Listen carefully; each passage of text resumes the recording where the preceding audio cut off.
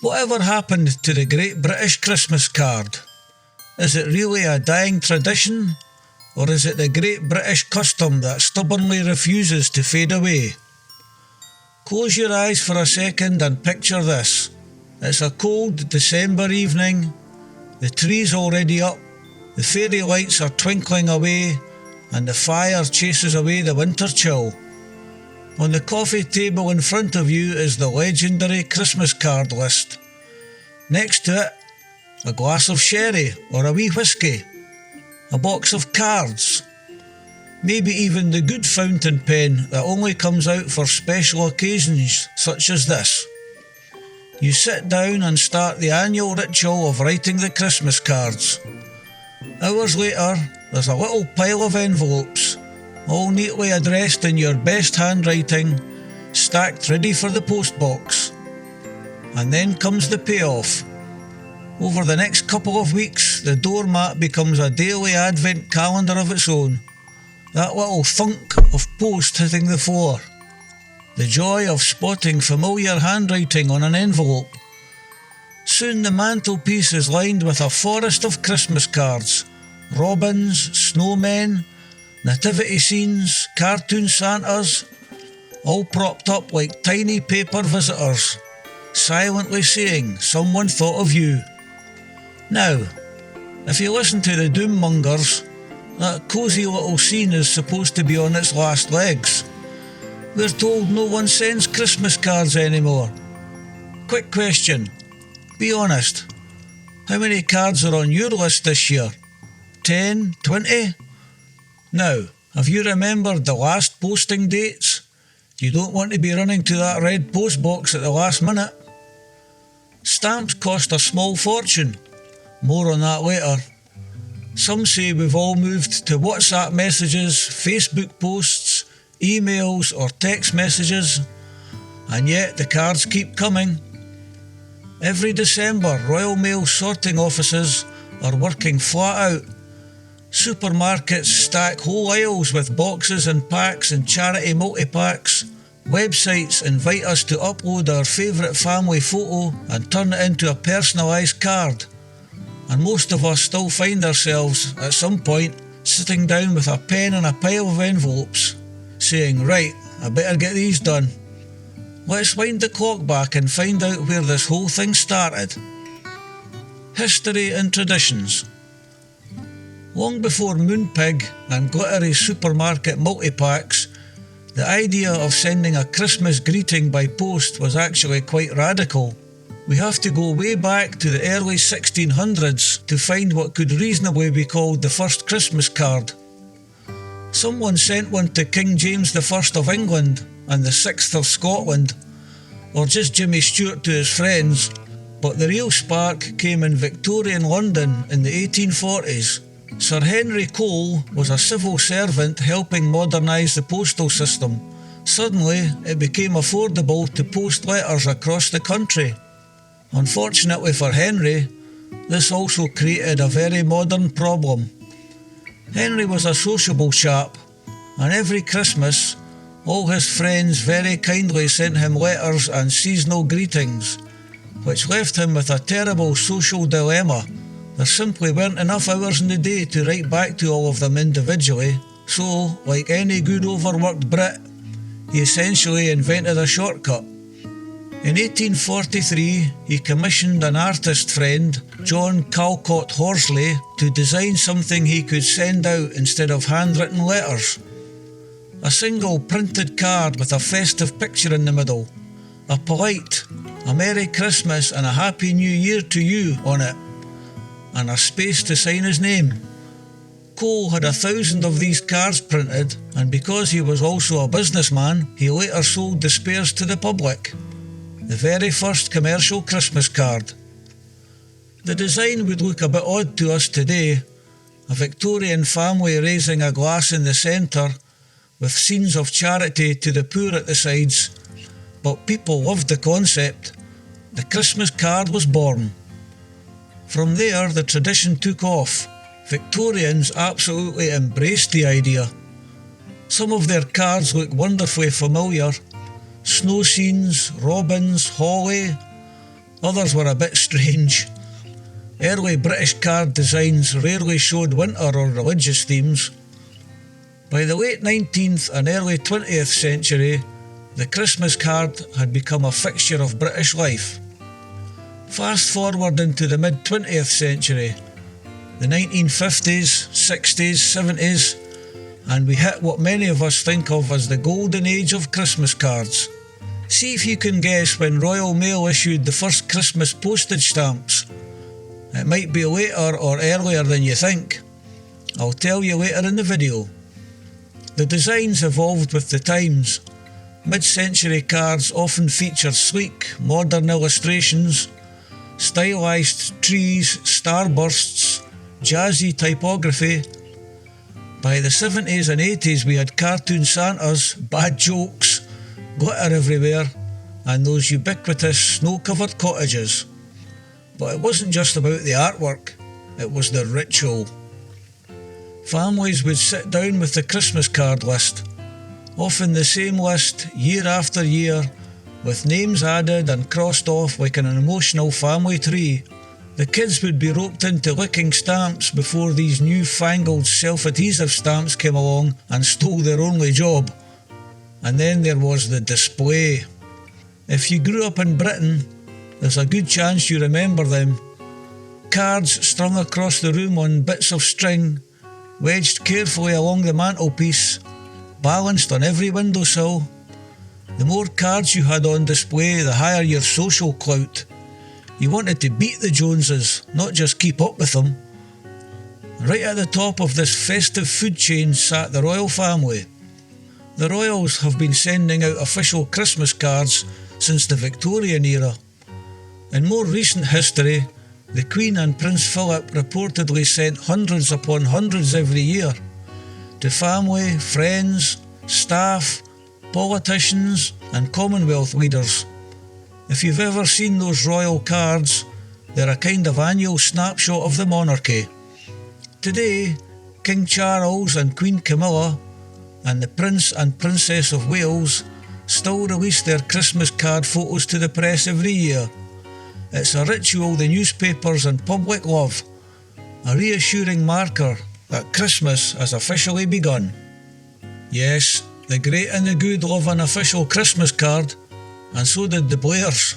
Who could forget this one sent out by Cherie Blair and her husband? Dear oh dear, what was that all about? And then there's another very British twist on the tradition: charity Christmas cards. The idea of using cards to raise money for good causes really took off after the Second World War. Charities realised that if people were going to buy cards anyway, why not give them the chance to support a good cause at the same time?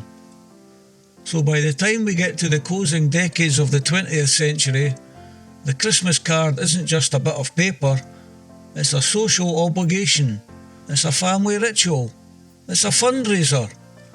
It's part of how the royal family connect with the country, and it's a big, glittery, comforting part of the British festive landscape, which makes what happens next all the more interesting.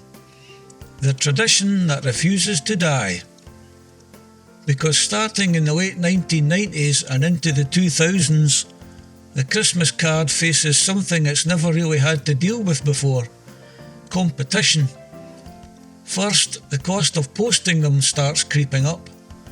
That handy little first-class stamp that used to be 27p in the year 2000 suddenly edges past 50p, then 60p, then 70p, and today it's £1.70. The price of stamps has vastly exceeded inflation in the last 5 years. If you're sending 10 or 20 cards, that's annoying. If you're sending 50 or 100, which many older generations did, it starts to feel like a serious dent in the December budget. Then at the same time, our whole way of communicating changes. We get email, we get text messages, then we get Facebook, WhatsApp, Instagram, Snapchat, you name it.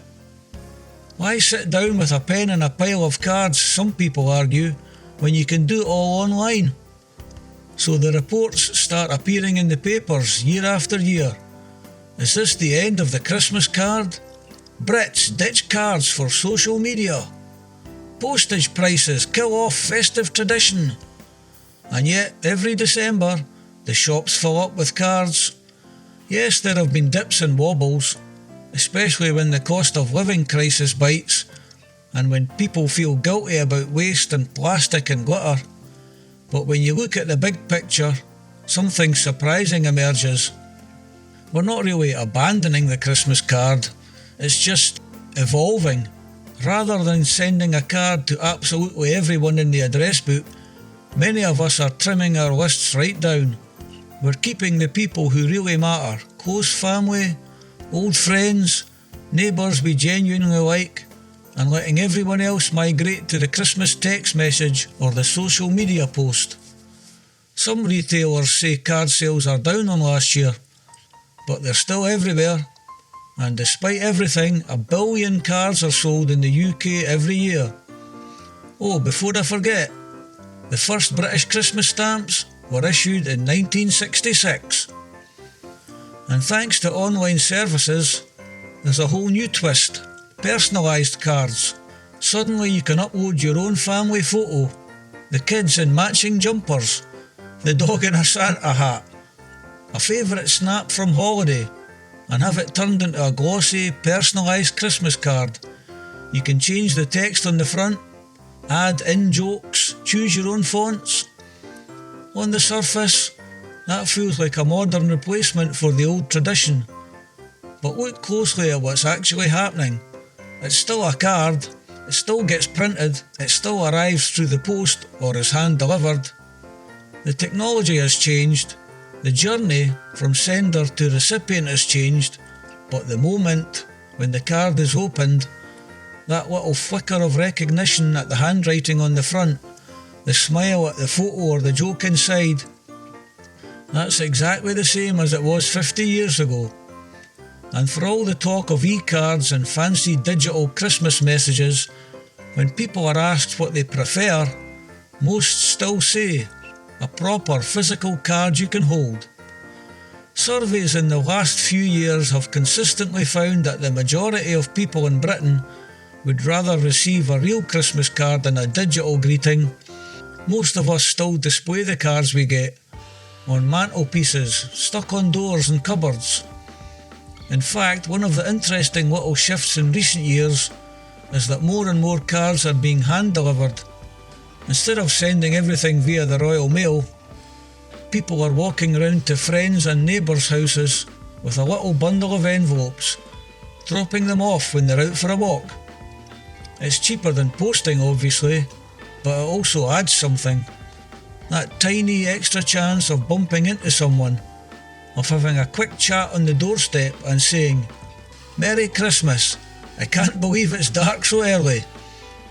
And when researchers have looked at younger adults, the group you might assume would have abandoned cards altogether, they've found something even more surprising. Many younger people in their 20s and 30s say they actually plan to send more Christmas cards, not fewer. For them, the card isn't some tired old tradition, it's a way to stand out in a world where most people just fire off a quick message. To someone who's grown up with smartphones, getting a physical card through the post feels special, a bit retro, a bit thoughtful, a bit more effort. Dr. Paula Friedman-Diamond from Humankind Psychological Services said, "Personalised cards carry a deeper emotional value. They show the sender has put thought into personalising their message to resonate with the recipient. This customisation makes the recipient feel seen and understood on a personal level. And such personalised communication works to enhance emotional connections and reinforces the uniqueness of our relationships." So yes, the old image of the overstuffed postbag, bursting at the seams with nothing but Christmas cards, might be fading. Royal Mail's overall letter volumes have dropped dramatically since the early 2000s, but if you zoom in on Christmas itself, the picture is more complicated. Year after year, estimates still talk in hundreds of millions, close to 1 billion Christmas cards purchased in the UK alone. The greeting card industry remains huge. Online personalised card companies are thriving rather than disappearing, and supermarkets wouldn't dedicate so much precious shelf space to cards in November and December if nobody was buying them. The shape of the tradition is changing, the meaning of it really isn't. At its heart, a Christmas card is still a tiny, tangible act of connection. Sheffield retiree Rick Mort said there was nothing better than receiving cards at Christmas. For some, perhaps more elderly people, it's one of the few occasions they receive any post other than bills and circulars. Reading an enclosed handwritten letter, arranging them as decorations, glancing at them occasionally, remembering the past, just adds to the festive spirit. We send cards because we care. No WhatsApp broadcast, no Instagram story, no mass email, however convenient, quite does the same thing. And that's before we get to the sentimental value. Most of us can remember at least one card that meant more than all the others. The last Christmas card we got from a grandparent with their familiar handwriting. The first card from a new baby in the family with a tiny handprint on the front.